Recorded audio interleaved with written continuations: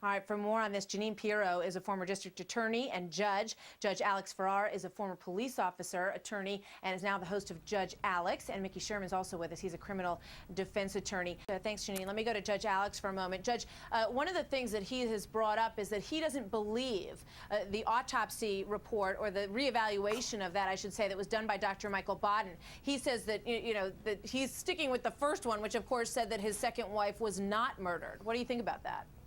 Well, I mean, what else is he going to say? He can't really accept it because automatically it makes him suspect number one in that one as well. He's suspect number one in this one, as he should be. His affect, his behavior, his comments are inconsistent with somebody whose wife just all of a sudden disappears for no reason. I would be going, where the heck's my wife? I would be concerned. He is saying, on the one hand, our marriage is fine, and on the other hand, I'm sure she's okay wherever she is. She abandoned her 2 kids. So, now you have a suspicious death of his second wife, I guess it was, or third wife, his third wife. And, he's got to distance himself from that. If it was a murder and not an accidental death, he becomes even more suspicious. You're right. It was a third wife. That was my mistake, Judge. But let me ask you one more question.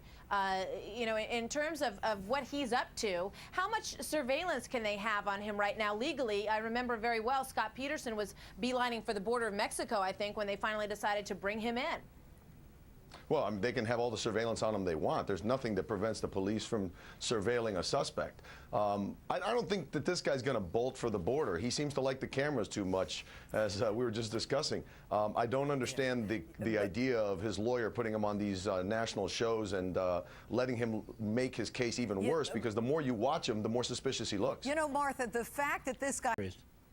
You do never know, and everybody brings up the Elizabeth Smart example. Judge Farrar, when you look at this whole situation, do you agree with Janine? Do you think they're just trying to spin the attention away from themselves?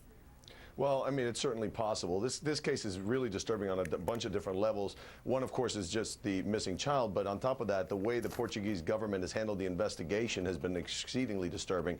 The fact that they can relay information about the investigation to implicate the parents, but under Portuguese law, the parents can't come around and defend themselves because they could be charged with a crime. So there are a lot of things about the case that bother me. I would love to see that she does turn up and we do find her, but I agree with Mickey. I think it's false hope at this point.